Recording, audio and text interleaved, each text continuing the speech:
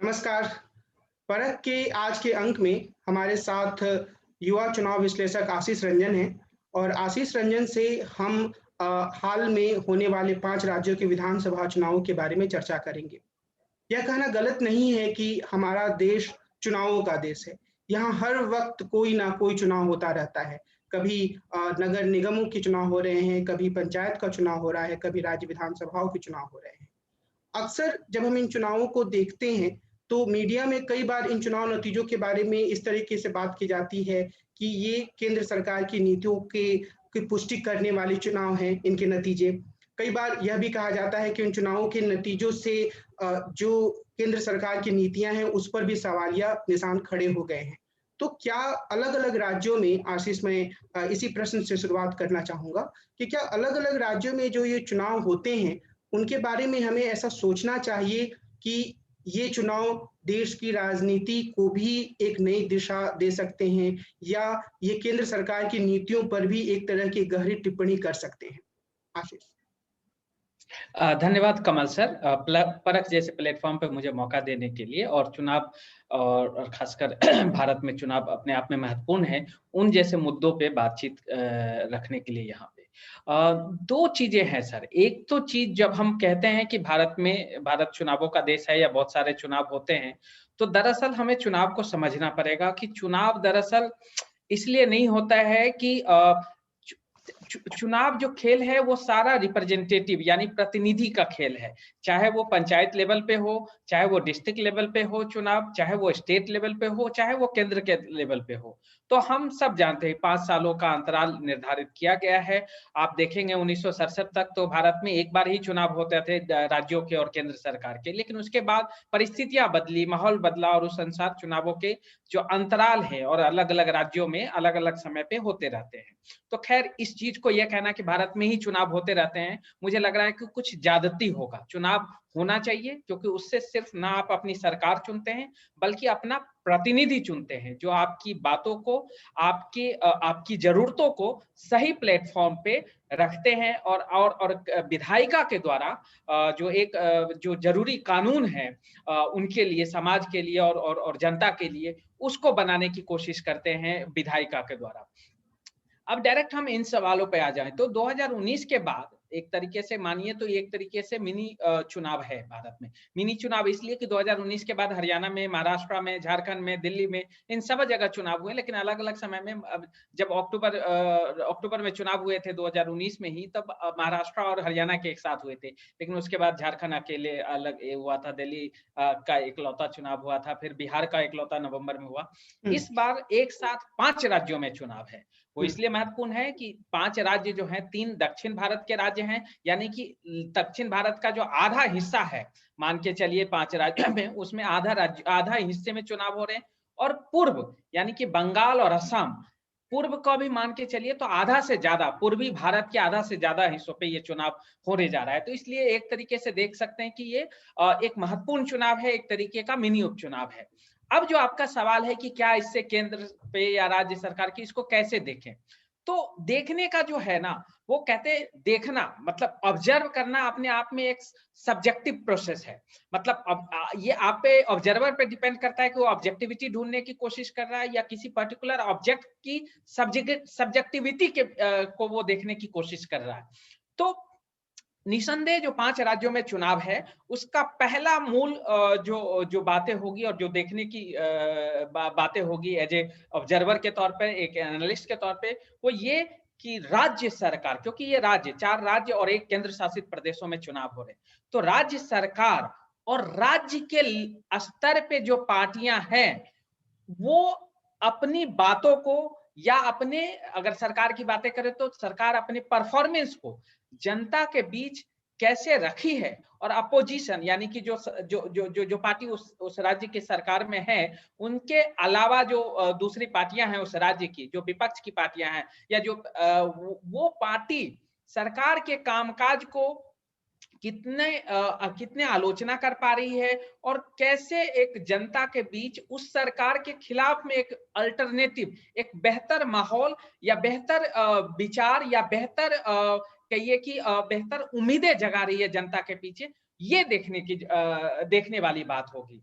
रही बात central government की, जो आपने जिक्र किया था कि क्या इससे केंद्र सरकार की बातों का के परफॉर्मेंस पे असर पड़ेगा, तो दरअसल देखिए पिछले कुछ समय में, हालांकि हर समय होता है, लेकिन पिछले कुछ समय में जो राज्यों की भी जो चुनाव हुए हैं, वो चुनाव को एक तरीके से मीडिया के द्वारा या पार्टियों के द्वारा एक तरीके से केंद्रित कर दिया गया है। तो मतलब हर एक म्युनिसिपल पैलिटी की जो चुनाव होते हैं, पंचायतों के भी चुनाव होते हैं, तो उससे केंद्र में जो सरकार है उसके परफॉर्मेंस को आंका जाता है। दरअसल ये शायद सही आकलन नहीं होगा, क्योंकि जितने छोटे लेवल पर जाते हैं उतनी ज्यादा प्रतिस्पर्धा लोकल लेवल पे बहुत बढ़ जाती है, और वो वहां पे पार्टी से ज्यादा उम्मीदवार की जो अपनी शख्सियत होती है वो बहुत मैटर रखती है। तो अब उम्मीदवार, और राज्य स्तर पर और केंद्र स्तर पे तो आप सब देखते आ रहे हैं पिछले कुछ समय से हम लोग, और ये सिर्फ ये 2014 के बाद का फेनोमेना नहीं है, पोस्ट मोदी फेनोमेना नहीं है, ये 90 के बाद ही, 1990 के बाद की भारतीय राजनीति में एक बहुत बड़ा परिवर्तन हुआ। थोड़ा बहुत उससे पहले भी था कि एक सेंट्रल फिगर का, मतलब कि स्टेट लेवल पे भी एक नेता विशेष के अपील पे चुनाव होती आ रही है, चाहे उनके पक्ष में हो या चाहे वो विपक्ष में हो।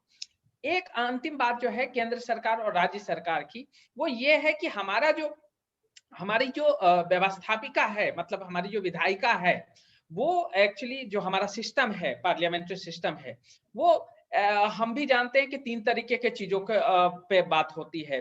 एक सेंट्रल लिस्ट है, एक स्टेट लिस्ट है, एक कॉन्करेंट लिस्ट है। तो कहीं स्टेट लेवल की स्टेट लिस्ट में वो चीजें आती हैं जिस पे स्टेट सरकार काम करती है, सेंट्रल लिस्ट में वो वैसी नीतियां आती है जिस पे केंद्र सरकार कानून बनाती है, और कॉन्करेंट लिस्ट में स्टेट और सेंट्रल दोनों के वो होते हैं।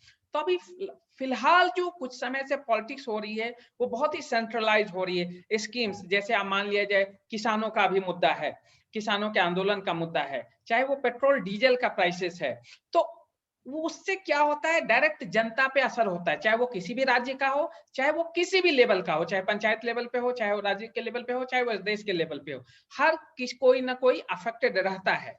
तो इससे हम ये नहीं कह सकते कि जो जो जो जो हो सकता है कि जनता उन मुद्दों पे आधार पे भी वोट करते हो, लेकिन जो एक स्टेट लेवल का आउटकम है उसको हम डायरेक्टली थोड़ा बहुत उसका उसका व्याख्या कर सकते हैं कि उससे केंद्र सरकार पे असर पड़ेगा, चाहे वो पॉजिटिव में हो या नेगेटिव में हो। लेकिन एक तरीके से यही कह देना कि सिर्फ केंद्र सरकार के नीतियों पे ये रेफरेंडम होगा, वो मुझे लगता है कि ज्यादती होगा। तो इसीलिए आखिरी बात मैं यही कहना चाहूंगा इस सवाल के जवाब में कि राज्य के चुनाव हैं, राज्य स्तर की पार्टियां हैं, और राज्य सरकार के जो भी आसाम में, केरला में, पुडुचेरी में, तमिलनाडु में और वेस्ट बंगाल में जो 5 सालों की सरकार रही है, इन लोगों की 5 सालों की अलग अलग पार्टियों की सरकार रही, उनका परफॉर्मेंस कैसे रहा और उसको जनता कैसे ले रही है, वो महत्वपूर्ण होगा देखना, और वही महत्वपूर्ण होगा समझना, जो आगे वाले 60-62 दिन जिस पे पूरे दिमाग लगाए जाएंगे। लेकिन आशीष,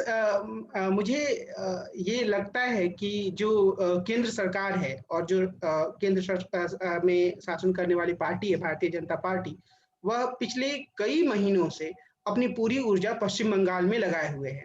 और अब ये बात मजाक में कही जाती है, लेकिन लोग कहते हैं कि प्रधानमंत्री ने अपनी दाढ़ी बढ़ाना भी पश्चिम बंगाल के चुनावों को ध्यान में रखकर शुरू किया, और जिस तरीके से समय वहां पर गृह मंत्री अमित शाह दे रहे हैं, शायद वो पूरे देश से ज्यादा पश्चिम बंगाल को समय दे रहे हैं चुनावों को मद्देनजर रखते हुए। तो ऐसा लगता है कि वहां पर एक तरीके से भारतीय जनता पार्टी नरेंद्र मोदी और नरेंद्र मोदी की सरकार वर्सेस ममता बनर्जी की सरकार जैसा कुछ माहौल पैदा करना चाह रही है। और तो ऐसी स्थिति में क्या उसे हम ये नहीं कह सकते कि जब बंगाल में अगर उन्हें नाकामी मिलती है तो एक तरीके से वो भाजपा के केंद्रीय नेतृत्व पर भी टिप्पणी होगी, और क्योंकि जब वो सफल होंगे तो वो ये दिखाने की कोशिश करते हैं कि ये हमारी सफलता है। एक तो ये बात है। दूसरी ये कि जिस तरीके की ध्रुवीकरण की राजनीति हमारे देश में अलग-अलग चुनाव में चलती है। पिछले साल दिल्ली के चुनाव में हमने देखा कि कैसे भाजपा के युवा और तथाकथित पढ़े-लिखे नेता सांप्रदायिक भाषा का बहुत ही निर्लज तरीके से इस्तेमाल कर रहे थे, और पश्चिम बंगाल में भी इस तरह की कोशिशें जारी हैं। तो ऐसी परिस्थिति में अगर हम पश्चिम बंगाल पर ध्यान केंद्रित करें, तो आपको क्या लगता है कि वहाँ के चुनावों में किस तरह की संभावना हम देख रहे हैं? क्या सच में वहां पर एक ऐसी स्थिति आ सकती है जहां पर सांप्रदायिक ध्रुवीकरण के आधार पर पूरे चुनाव को इस तरीके से कर दिया जाए कि ममता बनर्जी बिल्कुल साइडलाइन हो जाए। हमने देखा भी कि जय श्री राम का नारा बार-बार लगता है और प्रधानमंत्री वहां खामोश भी रहते हैं। तो मैं सवाल को इस रूप में रखना चाह रहा हूं कि क्या पश्चिम बंगाल में आने वाले चुनाव सांप्रदायिक ध्रुवीकरण के आधार पर होने वाले हैं और क्या ये चुनाव वास्तविक रूप में या इन चुनाव के नतीजों को यह माना जा सकता है कि ये केंद्र सरकार के मंत्रियों, प्रधानमंत्री की खुद की कोशिशों के ऊपर भी एक टिप्पणी होगी? आपकी इसके बारे में क्या राय है? सर, आपके सवाल के मुझे जो जहाँ तक लग रहे 3 महत्वपूर्ण पहलू हैं जो आप इस सवाल के थ्रू रखने की कोशिश किए हैं। एक तो मुझे ये लग रहा है कि हमें इस चीज़ को समझने की ज़रूरत होगी कि जो 2014 के बाद से जो नेचर ऑफ इंडियन पॉलिटिक्स है, जो प्रोफेसर सुहास पालसीकर, प्रोफेसर योगेंद्र यादव जी जैसे लोग भी और भी कुछ एनालिस्ट, एकेडमिशियंस लिखने भी लगे हैं कि जो फोर्थ इलेक्टोरल सिस्टम है, वो तो डिफाइंड हो ही गया और फोर्थ इलेक्टोरल सिस्टम का नेचर क्या है, उसको थोड़ा हमें समझने की समझना होगा कि 2014 के बाद भारतीय राजनीति में जो एक बड़ी परिवर्तन हुई है, वो ये हुई है कि राजनीति में डेमोक्रेटिक सिस्टम है हमारा, डेमोक्रेसी अपने आप में एक प्रोसेस है, लेकिन डेमोक्रेसी को एक एंड मान लिया गया है, जो कि हम आप जैसे लोग जो पॉलिटिकल साइंस पढ़ते हैं, उनके छात्र पॉलिटिकल साइंस के छात्र हैं, वो समझते हैं कि डेमोक्रेसी अपने आप में एक एंड नहीं है, एक प्रोसेस है।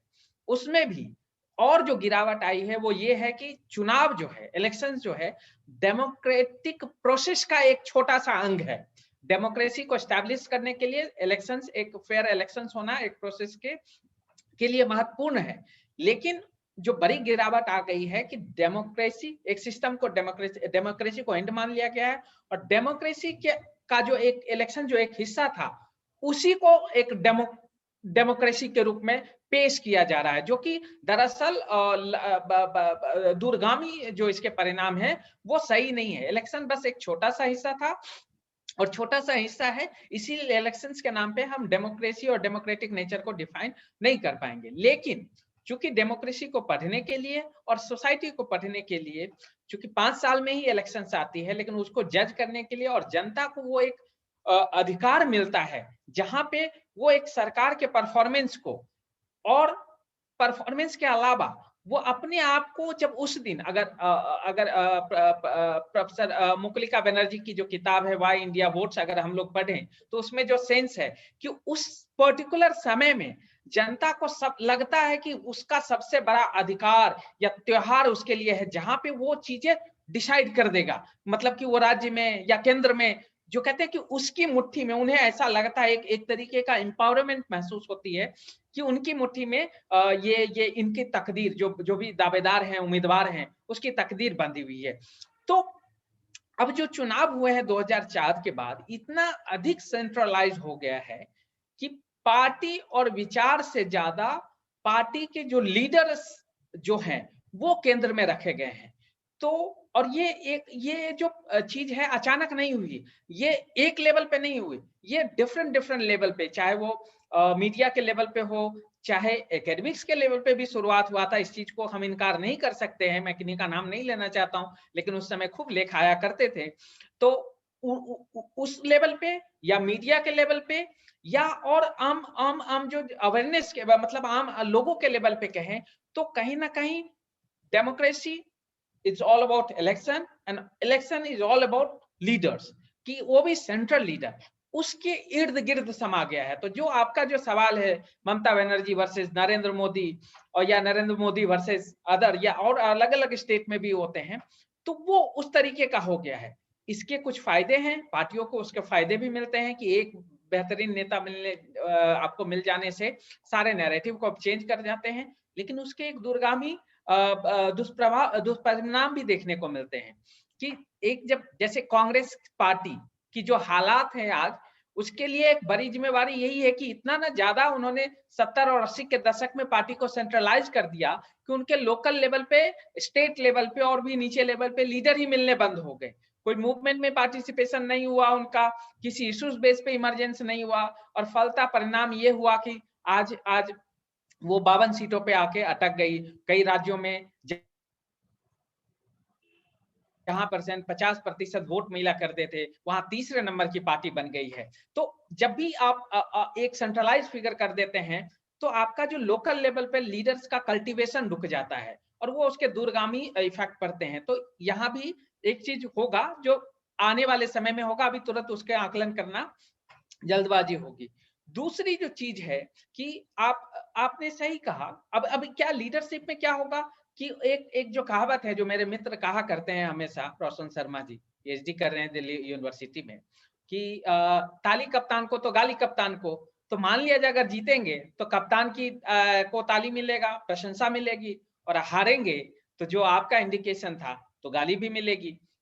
तो जैसे ही हो गया, अगर बंगाल चुनाव जीत जाएंगे। आशीष, आप ये कहना चाह रहे हैं कि पश्चिम बंगाल में जो भारतीय जनता पार्टी है उसकी पूरी रणनीति की एक सीमा यह है कि उसने प्रदेश स्तर पर किसी नेता को उभारने की कोशिश नहीं की पिछले काफी लंबे समय से, और वो बिल्कुल सीधे सीधे प्रधानमंत्री के कद के आधार पर चुनाव लड़ना चाह रही है, उसकी एक सीमा बन गई है। बिल्कुल, ये एक सीमा बन गई है। और जो बड़ी बात ये है कि एक लाइन जो है हमें इस चुनाव को बंगाल के चुनाव को समझना है। तो अभी जीत हार से बियॉन्ड एक जो लाइन इंडिकेशन दे सकते हैं, जहां से आप कोई भी समझ सकते हैं कि किस रुख में जाएगा चुनाव, कि जब केंद्र के लेवल पे नेता के नाम पे इलेक्शन होता है कि मोदी नहीं तो कौन, तो याद रखिएगा राज्य के लेवल पे भी उस तरीके का माहौल जनरेट करने में अगर पार्टियां और उसके नेता सक्षम रहेंगे, तो उस तरीके का माहौल जनरेट करने में कोई बड़ी कठिन काम नहीं होगी। और अगर उस तरीके का माहौल हो गया, तो वही पार्टी जो सेंट्रलाइज फिगर के नाम पे चुनाव लड़ने जा रही है, उनको स्टेट लेवल पे एक बहुत बड़ा फिर नुकसान सहना पड़ सकता है। क्योंकि बात यहाँ यही होगी कि हु विल गवर्न, और फिर वो आ जाएगा कि मोदी जी तो बंगाल गवर्न करने नहीं आएंगे, वो तो सीएम नहीं बनेंगे, तो कौन बनेगा? तो स्टेट लेवल पे फिर ममता बनर्जी जी का या अगर मान लीजिए बीजेपी कोई नाम देती है, तो उसके आधार पे जज हो सकता है। अब इसमें एक कैवियट है, वो कैवियट ये है कि हर हमेशा नहीं आता है। जैसे बीजेपी के एक आर्गुमेंट रहता है कि हरियाणा में देखिए उन्होंने मोदी जी के नाम पे चुनाव लड़ा, 2014 में जीत गए, झारखंड में जीते, और भी कई जगह जीते, कुछ जगह उन्होंने सीएम कैंडिडेट भी दिया। आसाम इलेक्शंस में सोनेवाल जी को उन्होंने 1 साल पहले वो कर दिया था कि वो कैंडिडेट होंगे। सवाल ये है कि कहां सफल हुए कहां नहीं सफल हुए, ये भी आपको देखना पड़ेगा। लेकिन वही बीजेपी जो हरियाणा और महाराष्ट्र और झारखंड लगातार 2014 के बाद जीतते आ रही थी बिना किसी फेस को दिए हुए, सेम बीजेपी दिल्ली में हार गई। सेम बीजेपी बिहार में नीतीश कुमार के खिलाफ कोई फेस नहीं दिया और हार गई। 2015 की मैं बात कर रहा हूं। तो लीडर मैटर करता है, और जितना सेंट्रलाइज्ड लेंगे आप, जितना सेंट्रलाइज आप कैंपेन को करेंगे, तो उतना ही सारी क्रेडिबिलिटी जो है सेंट्रल फिगर पे, यानी कि उस पार्टी के लीडर पे हो जाएगी। और जब उस पार्टी के लीडर पे आ जाएगी, तो फिर बाकी चीजें नहीं देखी जाएगी, उनकी कार्य क्षमता, कार्य कुशलता, और एक जो बेहतर दूरगामी सोच होती है, उस चीज को देखा जाएगा। अब ये कहने का मतलब ये नहीं है कि बंगाल में बीजेपी जीत जाएगी या बीजेपी नहीं जीत पाएगी, क्योंकि इसको फिर हमें आंकड़ों के दृष्टिकोण से देखना पड़ेगा। आशीष, क्योंकि मैं ये भी इसमें बोलना चाहूंगा कि क्या पश्चिम बंगाल के का जो पूरा चुनावी परिदृश्य है उससे हम कांग्रेस और वाम दलों का जो गठजोड़ है उसको बिल्कुल खेल से बाहर मान सकते हैं, या ये भी मीडिया के द्वारा क्रिएट किया गया ऐसा एक स्पेक्टिकल है जहां पर हमें दूसरे दल दिखाई ही नहीं देते हैं, एक भारतीय जनता पार्टी और उसके सामने एक उसका दुश्मन है। लेकिन जैसे कि मुझे ये बार बार ऐसा इसलिए लगता है कि कल जो पश्चिम बंगाल में बड़ी रैली हुई 28 फरवरी को कांग्रेस और वाम दलों की, तो वो मीडिया में कहीं भी उसका कवरेज नहीं था। तो क्या ये भी एक ऐसा एक माया जाल क्रिएट किया जा रहा है जहां पर ऐसा लगता है कि हर जगह मुख्य खिलाड़ी तो भाजपा ही है, बाकी सब नगण्य हो चुके हैं? इसके बारे में आपकी देखिए, इसमें कोई दो राय नहीं है कि 2014 के बाद, चाहे वो केंद्र का चुनाव हो चाहे वो राज्य के चुनाव हो, उसमें भाजपा एक प्रमुख, कुछ राज्यों को छोड़ दिया जाए तो भाजपा एक प्रमुख दल उभर के आई है। और और आगे आने वाले कुछ समय में भी अगर मैं थोड़ा दूर की देखूं, तो वो एक बड़ी प्रभावी दल के रूप में रहेगी। अब सवाल ये होता है कि क्या वही जीतेगी या वो हारेगी? ये उस चुनाव के कैंपेन के समय विशेष पे डिपेंड करता है। मेरा अपना मोटा-मोटी अनुमान है कि ऑन एन एवरेज बीजेपी ज़्यादातर राज्यों में, भारत के ज़्यादातर राज्यों में 1/3 की पार्टी बन चुकी है। मतलब कि 30 से 32%, 33% ऑन एन एवरेज उनका वोट शेयर राज्यों में रहेगा।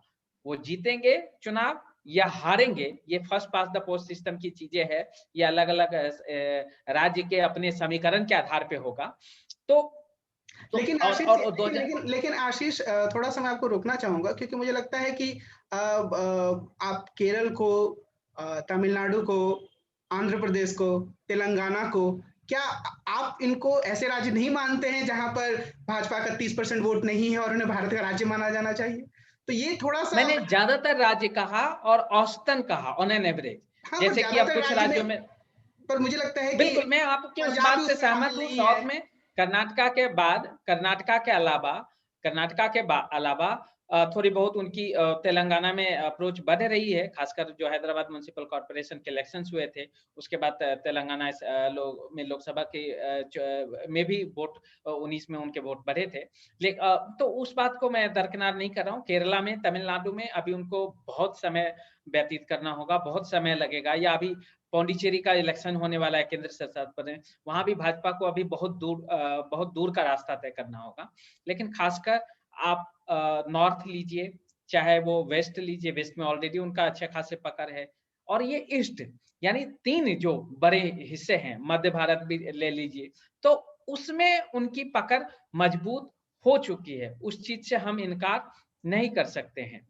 एक जो बात जो आपके पीछे सवाल के एवज में मैं बोलना चाह रहा था, वो ये है कि ऑन एन एवरेज जो बातें हो गई है, वो ये हो रही है कि 2014 में जो बड़ा सरप्राइज़ निकल के आया था, वो उत्तर प्रदेश से निकल आया था। भाजपा 80 में से 72 सीटें जीत गई थी।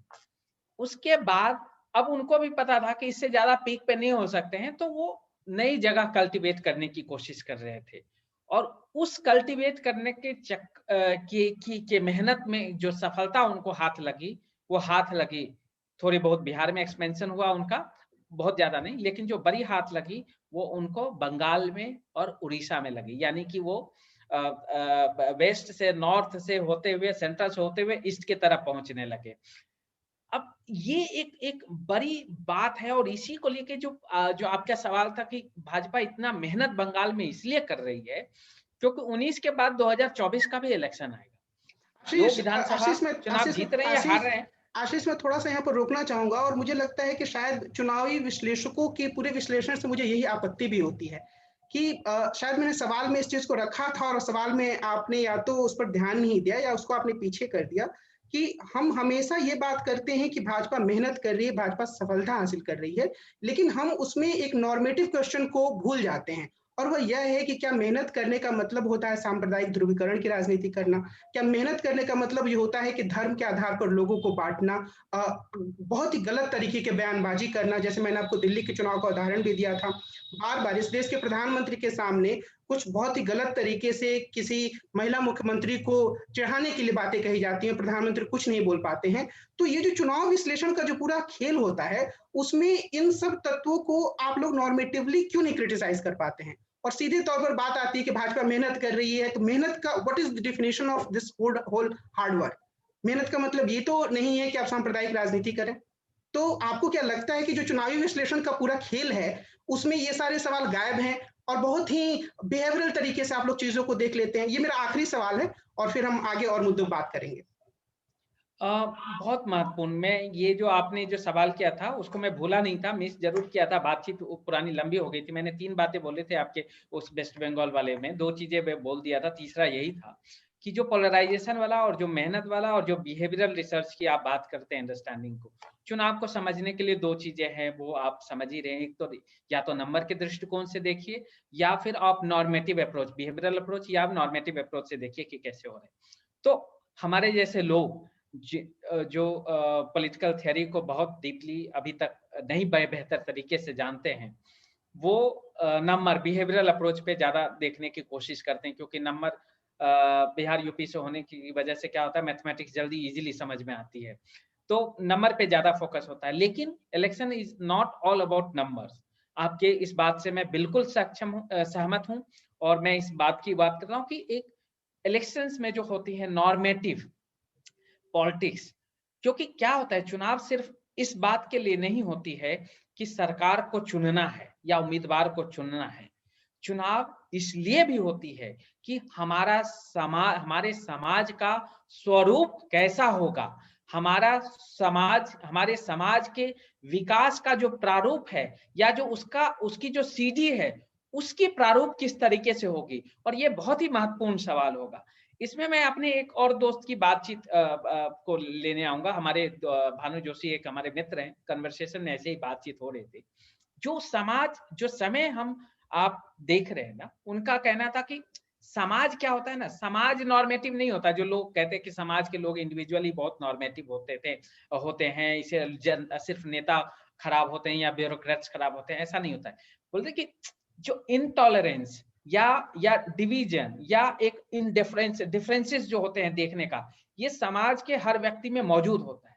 लेकिन जो सबसे बड़ी बात होती थी वो क्या, पॉलिटिकल क्लास या पॉलिटिकल एलीट, इंटेलेक्चुअल क्लास या इंटेलेक्चुअल एलीट, या एजुकेशनलिस्ट जो एकेडमिक्स के जो लोग हैं, ये जो एलीट या एक जो बुद्धिजीवी वर्ग इसको ओवरऑल कहें, उनका या रिलीजियस ग्रुप, जो रिलीजियस नेता होते थे, धार्मिक गुरु जो होते थे, मतलब रिलीजियस एलीट की बात कर रहा हूं। और मैं ये सब इन सब लोगों का नेगेटिव सेंस में नहीं यूज करना चाह रहा, मैं पॉजिटिव सेंस में कह रहा हूं कि ये लोग जो एलीट या एक जो बुद्धिजीवी वर्ग, धर्म गुरु वाले वर्ग या पॉलिटिकल क्लास का जो वर्ग था, इन लोगों का दायित्व तो होता था कि एक अपने नॉर्मेटिव अप्रोच से समाज के बीच समरसता कायम कर पाए, ऐसा मैसेज दे कि सरकार में समाज में जो डिफरेंसेस है, या एक जो हमसे आप अलग क्या है, अलग कपड़ा क्यों पहने या अलग बोलने का चीजें क्यों है, उसको उभारे नहीं, उसको खोदे नहीं, बल्कि उसको कैसे रिड्यूस करे, कैसे कम करे, ताकि समाज में एक समरसता और सामंजस्य दो व्यक्तियों में या दो अलग अलग समुदायों में कायम रहे। ये भार उन लोग के बीच हुआ होता है, जाता था। विडंबना यह है कि आज के जो पॉलिटिकल क्लास है, आप पॉलिटिकल पार्टी लीजिए या मीडिया के लोग हैं, नाम नहीं लेना चाहिए लेकिन सब जानते हैं, उन लोगों ने अपना जो ये दायित्व था उस सामाजिक समरसता और सामंजस्य बनाए रखने के लिए, उसके बीच एक पॉलिटिकल या इंटेलेक्चुअल मैसेज देने के लिए, वो ना सिर्फ उसमें फेल हुए हैं, बल्कि ठीक उसके विपरीत जो काम है, सिर्फ अपने शॉर्ट टर्म इंटरेस्ट या कहें कि अपनी सत्ता मेंटेन, सत्ता मतलब पॉलिटिकल क्लास के लिए सत्ता होगा, आप कहेंगे कि इंटेलेक्चुअल्स और मीडिया के लोगों के लिए क्या सत्ता है, तो सत्ता का सुख, उनको सत्ता का सुख लेने के लिए जो है, उन लोगों ने इस तरीके की बातचीत या इस तरीके की चीजों को, इश्यूज को बढ़ावा दिया, चाहे वो पोलराइजेशन का हो, चाहे वो जो नफरत, जो डिफरेंसेस वाली चीजें है, वो, और ये लॉन्ग टर्म में हमारे देश के लिए, हमारे समाज के लिए बहुत ही खतरनाक होने जा रहा है। और ये एक चीज जब बस इसमें ऐड करूंगा, वो ये है कि इन सारे जो अभी डिस्कोर्स है, पॉलिटिकल डिस्कोर्स है, आप भूल जाइए कि नॉर्मेटिव क्या है और बिहेवियरल क्या है। जो डिस्कोर्स है उसका मूल क्या है, उसके मूल में जो सबसे बड़ी बात है कि डिफरेंसेस को इंडिकेट करके माइनॉरिटी और मेजोरिटी मैं सिर्फ नंबर के आधार पे कर रहा हूं, मैं रिलीजन के आधार पे नहीं कर रहा हूं, चाहे वो किसी भी लेवल पे हो। तो वो चूंकि डेमोक्रेसी में और इलेक्शन में मेजोरिटी नंबर जो है वो बहुत मैटर करता है, तो उसको माइनॉरिटी और मेजोरिटी को एक आइडेंटिटी के वॉल्व में, सेफ्टी वॉल्व में उसको क्रिएट कर दिया गया है।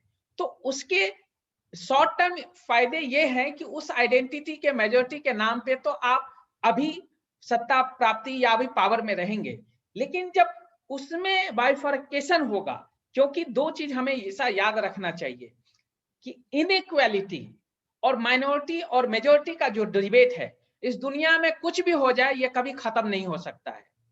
क्योंकि हमेशा हर लोग इक्वल नहीं हो सकते, चाहे वो इकोनॉमिक हो, पॉलिटिकली हो या सोशली हो। और कोई भी व्यक्ति, चाहे वो हम हो, आप हो, मेजॉरिटी में नहीं रह सकता है। थोड़ा देर के लिए इसको बस एक मिनट और मुझे समय दीजिएगा, ये एक्सप्लेन करना मुझे लगता है कि शायद यहाँ पे जरूरी है। अभी मान के चलिए मैं हिंदू हूं, मैं मेजॉरिटी में हूं भारत में, 82-83% मेजॉरिटी में है, लेकिन मैं बनिया हूं। अब मेरी पॉपुलेशन सीधे घट के आ जा रही है पूरे इंडिया के 5-7%, 84 से सीधे 7%। अभी उस बनिया में मैं दुकान नहीं चलाता, थोड़ा रिसर्च के काम में होता हूं, तो वो तो 1% भी नहीं रहा, उसमें ऐसे ही चला गया, 1% भी 0.01% के बराबर आ गया। तो अभी 1 मिनट पहले मैं मेजॉरिटी में काउंट हो रहा था, लेकिन विद इन अ मिनट मैं माइनॉरिटी का इतना स्मॉल फ्रैक्शन में आ गया कि मेरा कोई वजूद ही नहीं है। तो ये जो माइनॉरिटी और मेजॉरिटी का जो डिबेट है, ये बहुत ही खतरनाक है। और ये जो कास्ट आइडेंटिटी की बात 90 पॉलिटिक्स में क्रिटिसाइज करके जो लोग इस तरीके की बात कर रहे हैं, विडंबना यही है कि वही लोग रिलीजियस आइडेंटिटी के नाम पे कह रहे हैं कि पहले ऐसा था तो अभी ऐसा है, और वो हमारे समाज को और देश को दोनों को एक क्या कहते हैं गलत राह में और गलत परिणाम की तरफ ले जाएगी। बहुत बहुत धन्यवाद आशीष। आपसे और मुद्दों पे बात करेंगे। आपने बंगाल के चुनाव के बारे में कुछ जानकारी दी, उसके लिए बहुत बहुत शुक्रिया।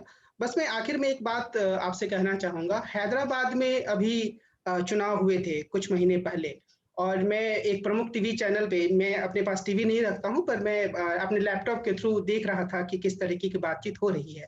तो उस बातचीत में जो टीवी के एंकर थी वो बड़े जोर-शोर से वहाँ पहुँची हुई थी, क्योंकि भाजपा के सारे बड़े नेता वहाँ पहुँचे हुए थे प्रचार करने के लिए। तो उन्होंने बहुत आराम से कहा कि ये चुनाव इस बात का फैसला करेगा कि हैदराबाद, हैदराबाद रहेगा या भाग्यनगर हो जाएगा। और ये जब वो बात कह रही थी, तो उनके चेहरे पे तो कोई शिकन नहीं थी कि वो एक सीधे-सीधे तौर पर सांप्रदायिक एजेंडा को चला रही थी। अब हिंदुस्तान के बड़े सेफोलॉजिस्ट माने जाने वाले लोग उस पैनल में बैठे हुए थे और मुस्कुरा-मुस्कुरा कर इस पूरे डिबेट को ला रहे थे। कम से कम सुबह तक, जब तक शुरू में ऐसा लगा कि बीजेपी जीत रही है, कि किस तरीके से बीजेपी का वर्चस्व बढ़ रहा है। मुझे मैं जो बोलना चाह रहा हूँ वो ये कि जो चुनाव अध्ययन के रूप में जो लोग काम कर रहे हैं, चुनाव अध्ययन का काम कर रहे हैं, वो असल में बहुत ही गहरे स्तर पर उन प्रवृत्तियों को पहचान कर सामने लाने में समर्थ नहीं हो पा रहे हैं कि कौन-सी चीज़ आखिर हमारे लोकतंत्र की कमजोरी को दिखाती है। अगर कोई पार्टी सांप्रदायिक ध्रुवीकरण करके, धर्म के नाम पर विभाजन करके चुनाव जीत जाती है, तो यह बात सिर्फ मीडिया के द्वारा नहीं, बल्कि चुनाव अध्ययन करने वाले लोगों के द्वारा भी सामने लाई जानी चाहिए कि यह लोकतंत्र की बहुत बड़ी कमजोरी है। लेकिन हो ये रहा है कि हर कोई उस जय-जयकार में शामिल हो जाता है, और उसके बाद जो एक विश्लेषण बचता है, उसमें एक मास्टर स्ट्रोक और एक अद्भुत चाणक्य जैसी छवि हमारे सामने लाई जाती है, जो कि इस देश के लोकतंत्र को एक अद्भुत दिशा की ओर ले जा रही है। बहरहाल कुछ ऐसे मुद्दे हैं जिन पर हम बार-बार बात करते रहेंगे, शायद कुछ मुद्दों पे हम सहमत होंगे, बहुत सारे मुद्दों पे हम असहमत होंगे। बहुत सारे अलग-अलग तरीके के राज्य हैं, आपने असम में पिछली बार काफ़ी वक़्त गुज़ारा था, तो कभी मौका मिलेगा तो मैं चाहूँगा कि आप असम पे और दूसरे राज्यों पर भी परख के लिए और जो हमारे दर्शक हैं, उनके लिए कुछ बातें कहें। आज की बातचीत को मैं आशीष यहीं विराम दूँगा। आपने बहुत सारी अच्छी बातें, ज्ञानवर्धक बातें बताई, और अगर हम एक लाइन आप मुझे और बोलने का मौका दें। बिल्कुल, बिल्कुल। बस वो आपके वो हैदराबाद और वो जो डेमोक्रेटिक डिस्कोर्स की बात करें पैनल डिस्कशन में, उसमें बस 2 लाइन जोड़ना चाहूँगा। 2 कहावतें हैं, हमारे आपके सब जानते हैं।